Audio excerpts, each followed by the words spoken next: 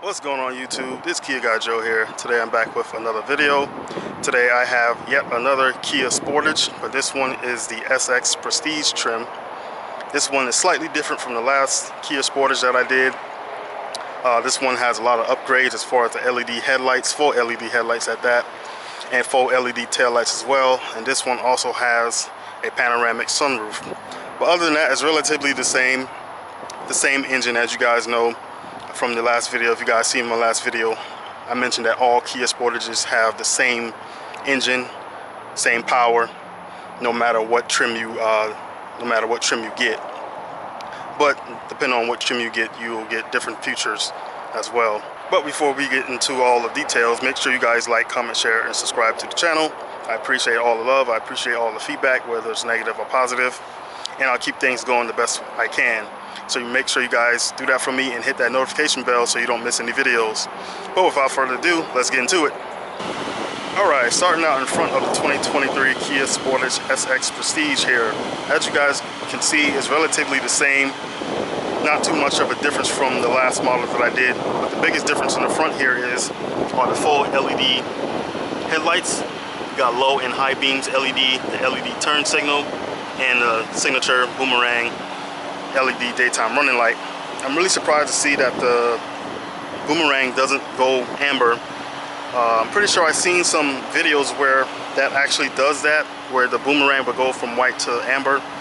That might be like overseas models in like Korea or maybe Europe and whatnot. We probably don't get that here in the States, unfortunately, but it would look pretty nice if that, if the boomerang did go amber.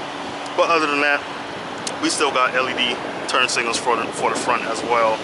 We also have LED fog lights on this model, something that the last model did not come with, the one that I did before this one. But the grille, as you guys can see, is pretty much the same.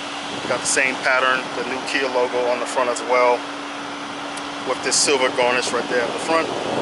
And other than that, guys, it's relatively the same. It looks pretty nice. I think it looks a lot better than the one that I did already, and I would definitely prefer this front over the last model. So the color here on this Kia Sportage here is Sapphire Blue. Pretty nice looking blue. Pretty sure it's the same color that I've seen on the Kia K5 before. I'm just not sure if I would probably pick this color on this vehicle. I would probably go for black or wolf gray and then get a red interior, because I've seen a couple pictures where they have that color exterior and interior combination, and it looks pretty dope. But I'm just not sure about this blue on this car rather. But still looks pretty good. Let me know what you guys think in the comments below about this color on this vehicle. Coming to the side proportions of the 2023 Kia Sportage here, as you guys can see, it's relatively the same as the last model that I did. Probably the biggest difference would probably be if you guys go for different models like the X line or X Pro would be the ground clearance, because those X Pro models are more for off-roading rather than this SX trim, which is more like a street trim, which you guys can tell by looking at the wheels here. They're not as big as what's going to be on the X Pro models. This is just a 235/55 by 19 setup on the front and rear. These are wrapped in Michelin Primacy Tours. As you guys can see, it's a black and machine finish here. Pretty nice looking wheel, not too busy. You still got wide gaps and whatnot for easy cleaning. As you guys can see, the new Kia logo on the center cap. Nothing special about the brake calipers. And as you guys can see, you got some piano black plastic trim instead of that matte black trim that was on the last model that I did. And it flows to the side of the vehicle all the way to the back as well. And also some silver garnish on it to break that color up as well. As you guys can see here on the mirror cap, you have LED turn signals, and you also have the side view camera setup that would pop up in the dash when you activate your turn signals. This model here does have a panoramic sunroof rather, something that the last model that I did not have. So this one is a little bit more expensive than the last model because you get a little bit more goodies in this one. As you guys can see, some piano black plastic trim, the same trim that was on the last model that I did as well. As a reminder, some other trims will have that in silver instead of piano black plastic. Taking a look here at the rear of the Kia Sportage. As you guys can see here, pretty nice setup. Even though this is the SX Prestige, this middle portion, this still does not light up. I thought it would in this model, but it still does not light up, so that's kind of a bummer there. But as you guys can see, you still have full LED setup, LED tail lights, LED turn signals as well, with nice subtle Sportage lettering right there. New Kia logo as well in the back. No exposed exhaust on this vehicle. This vehicle only has 187 horsepower and 178 pound-feet of torque. As I said earlier, the same engine setup in all Kia Sportages. Taking a look at the cargo area, this one does have a power assist, so you guys just press the button. That's something that the last model did not have. Same cargo figures as the last one as well. I'll be sure to put that in the video as well. You got LED lights for the rear. These seats still do fold down 60/40, and this one actually folds flat. If I can remember, the last model that I did, the seats did not fold too flat, but this one does. Maybe because something was in the way, I'm not sure, but these ones do fold flat. As you guys can see, they have this box here in this model here. You guys can see how much room you can extend or have when you put these rear seats down, and what the length of items that you can fit in this rear as well. Lots of space, lots of room, and I can see why this vehicle is selling. I have seen a lot on the road so far, so it's a very practical vehicle. But as you guys can see, this one has a grab handle as well, and a button to automatically close the rear hatch, something that the last one that I did not have. As you guys can see, no LED lights for the license plate. That's something that I would expect not to see on this vehicle, or expect to see on this vehicle rather, but it doesn't have LED lights for the tags. Small tidbit, but that's not a big deal either. Alright, taking a look here at the engine bay of the 2023 Kia Sportage SX Prestige. Same setup as the last model that I did, same power, 187 horsepower, 178 pound-feet of torque, and all of them get relatively the same gas mileage as well, but also it depends on how hard you push this vehicle. One thing I am still surprised to see is a manual prop rod. I thought this SX Prestige would at least give you a hydraulic setup, but we have a manual prop rod instead. None of the engines for the Sportage come turbocharged as well. They all are 2.5 liter naturally aspirated engines, so you guys be mindful of that. I'm not sure if they're ever going to drop a turbo in this vehicle, but it sure looks like they could fit one in here based on the amount of space that's in the back near the firewall there. But other than that, I'm not, this is relatively still a good engine, but I would like to see Kia drop a turbo in this engine, give it a little bit more power to match the looks. This is key fob, same key fob from the X line. You still don't have any parking assist features on this key fob like you would find on the EV6. You do have remote start though, so that's a good feature. But other than that, it's that same detonator style key fob that Kia has introduced just a while back. Still a nice key fob, probably the best looking key fob in the business. Alright, before we hop inside the 2023 Kia Sportage SX Prestige, let's take a look here at the door materials. As you guys can see here, some soft touch injection molded plastic here at the top. Some silver painted trim for your door handle. 2-person memory seating. On the X line, this portion right here has some faux wood trim, but now it has some faux carbon fiber look trim. So it's hard touch plastic, but it looks pretty nice. Gives you a little bit more detail. As you guys can see here, some soft leather padded air right here. Right here is piano black plastic trim. This right here is hard touch plastic to help you close the door. I much rather prefer this trim than with the trim on the K5. The K5 has all this right here, piano black plastic. At the bottom of the door you have hard touch plastics. Nothing special about the speaker cover here, but it is an 8-speaker Harman Kardon system, as you guys can see. And as you guys know, this is a crossover or SUV and whatnot, so the stepping height is pretty good. And as I step in and close the door, nice and solid sound, no rattles or shakes throughout the door. The button to start up the vehicle is right here, same as all Sportage models, and I fire it up.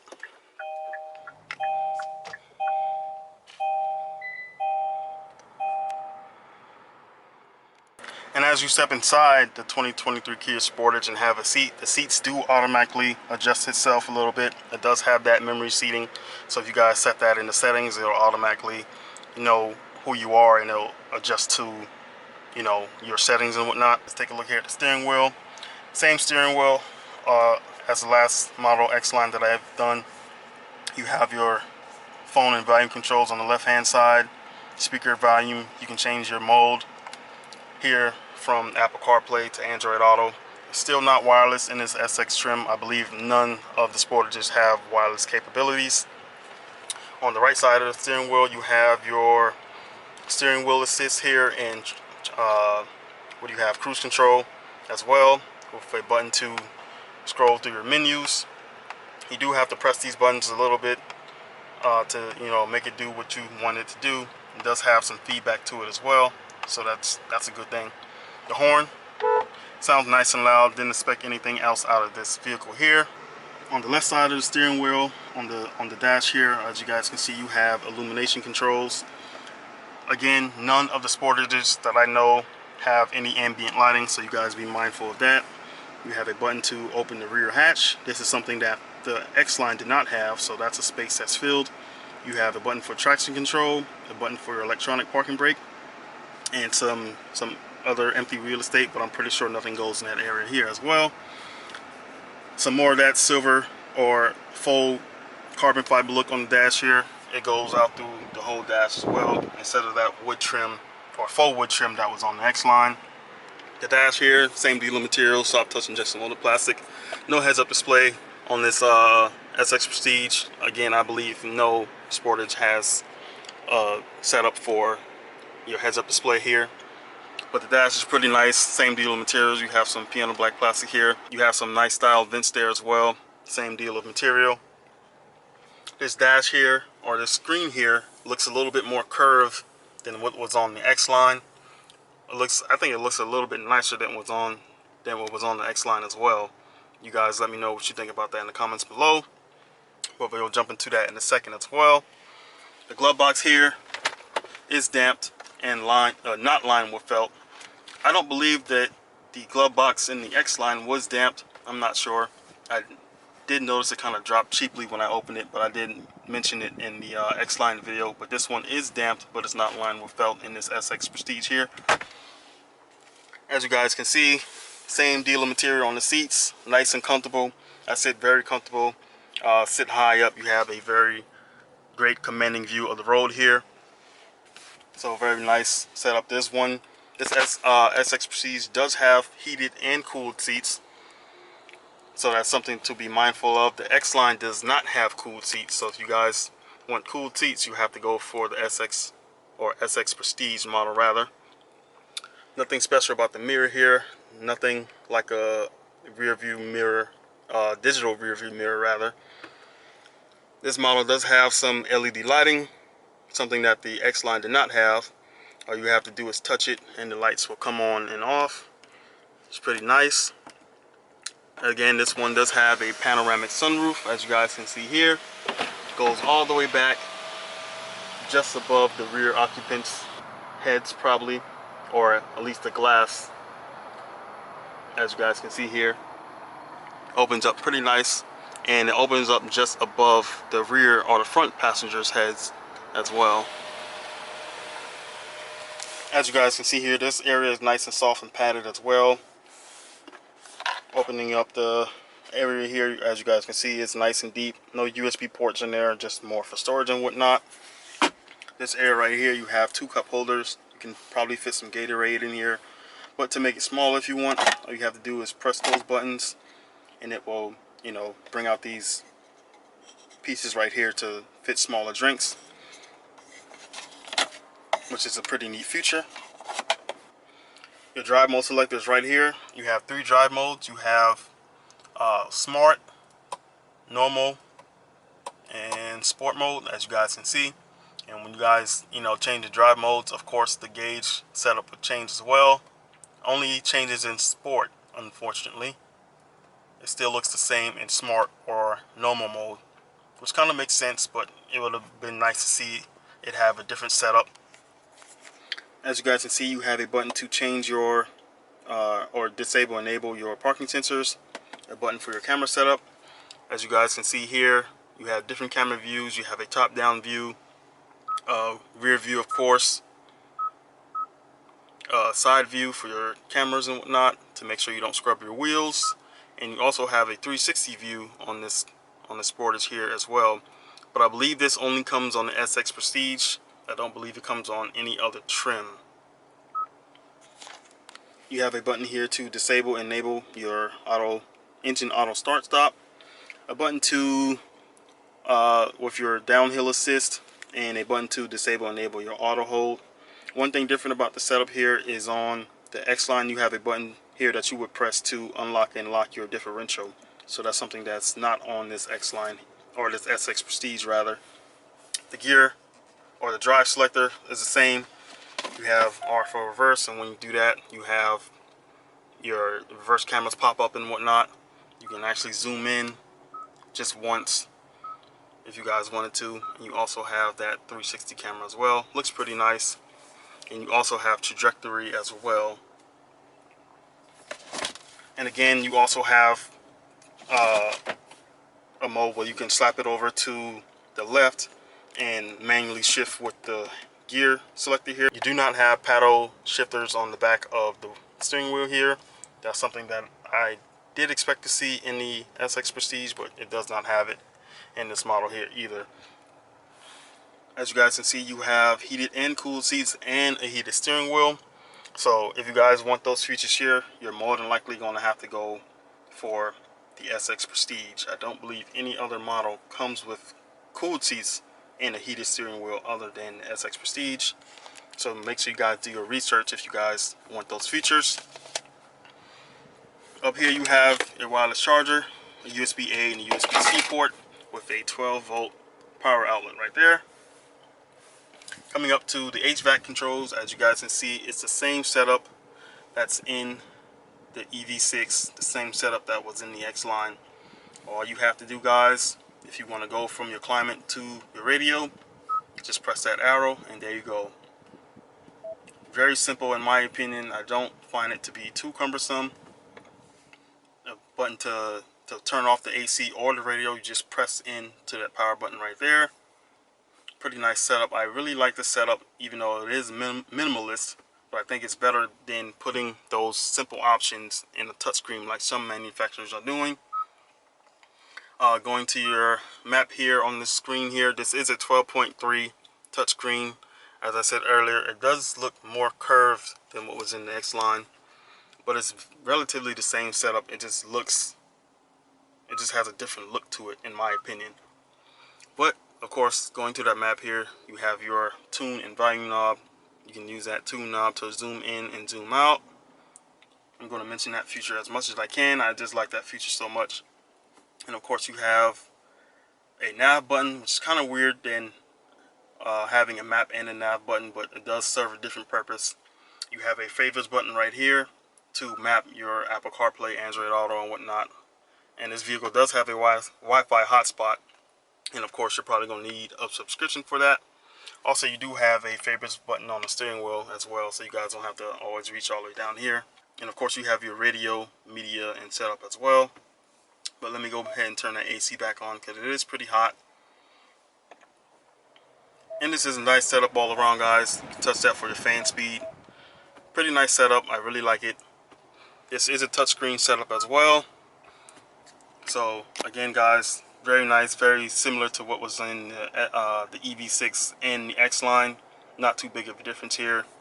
You have some different modes. You have ballet mode, you have a quiet mode, which I believe would shut off the rear speakers for the rear occupants and only play music or whatnot to the front two speakers. And of course, you have your media, you have your Apple CarPlay, Android Auto, which is not wireless again because this is a bigger screen setup. You have that Sounds of Nature, something that's in nearly, or if not all, Kia, Hyundai, and Genesis products already. And of course, you have your phone projection. You still have that same setup on the home screen with some information down here to your track that you're listening to, and a small map display on the side there. Again, you cannot change the color of this theme here, guys. So you guys be mindful of that. Or if you guys want a different color, you're definitely going to have to go for an EV6, which has a blue theme to, I guess, represent the electric vehicle setup. The gauge setup here is different than what's in the X line. As you guys can see, you have your speedometer and tachometer. In the X line that I just did, it only showed numbers, but this one actually has like a digital gauge setup here. I kind of like this one a little bit better. It looks a little bit aesthetically, it just looks better to me, in my opinion.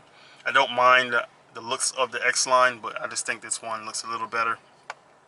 Still not too much of a customization you can do to this vehicle, so you guys be mindful of that. Go through your menu and see your vehicle information and whatnot, but that's pretty much it. There's no map or anything that you can display in the center of those gauge clusters there. But other than that, guys, the front seat is pretty nice. It is upgraded. It is, you know, relatively better than what's in the X line. One thing I don't like about this SX Prestige here is the cream color headliner. I'd rather have black, but then you'll have to downgrade to an X line. I wish they would offer a black headliner on this top of the line SX Prestige model. But that's gonna do it for the front seat. Let's hop into the rear seat to see how we fit back there. Alright, getting inside of the rear of the 2023 Kia Sportage SX Prestige here. As you guys can see, same good step in height. Closing the door, still nice and solid, no shakes or rattles throughout the door. The door materials, hard touch plastics for the rear occupants, nothing like a soft injection molded plastic like the front. Same door trim, silver painted plastic, some more of that faux carbon fiber look there, hard touch plastics. This portion is nicely soft and leather padded, same down here as well. You got a piano black plastic trim right there. The rear windows are not one touch up or down, only the front windows are up, one touch up and down rather. You still have two speakers on each side for your Harman Kardon audio system. These seats do recline and they go back a pretty good way, and they also do fold again. As you guys can see here, I have a lot of space between my knee and the back of the seat here. This front seat is in my driving position, so sitting behind myself, I sit pretty well. My knees aren't too propped up. You have two map pockets on the back of each seat. You have some more of those grocery bag like hangers, two USB ports as well, and some coat hangers on the back of each headrest as well. Same deal of material. Again, you're missing that walking device that will be on a Korean spec that would allow you to move this front passenger seat up if this passenger over here needed more room. No heated or cooled seats for the rear, but you do have some air vents as well. As you guys can see, some LED reading lights right there. In the X line, of course, there is no panoramic sunroof, so they would have the reading lights on the roof instead. But other than that, guys, the rear seats are very comfortable, very practical. I'm glad to see that the seats do recline. I'm glad to see that I do sit behind myself very well. My feet do fit under the front seat as well, even though this model does have cooled seats. And that's going to do it for this 2023 Kia Sportage SX Prestige. This is a very nice vehicle. Minor upgrades in the interior, but relatively the same exterior, although it does look a lot better than the X line that I did. And as I said before, I would much rather consider this SX Prestige trim over that X line. I haven't seen any X line Pro or X Pro models yet. Again, those variants are probably more for the off-road type because they do have bigger tires from BF Goodrich. But that's if you guys actually want that setup rather than this street type of setup here on this SX Prestige. Although it is lacking in the power department, I would really like to see Kia put a turbo on this vehicle here to give it probably about maybe 250 horsepower. I think 187 horsepower is enough, but for someone that wants more power and a bigger interior, or a bigger vehicle rather, you probably would want that vehicle to have a turbo. And if that would probably be a make or break for a lot of people, then I don't see a lot of people buying this vehicle because it does not have a turbo setup. But it is good on gas, so I guess that's a good thing nowadays as well. But if you guys like this video, please like, comment, share, and subscribe to my channel. I do have more videos coming as soon as I get some vehicles in. Make sure you guys consider sharing this video and hitting that notification bell so you don't miss any of my new videos. But that's going to do it for this one, guys. I really appreciate the time watching. Again, this is Kiaguyjoe, and I'll catch you in the next one. Peace.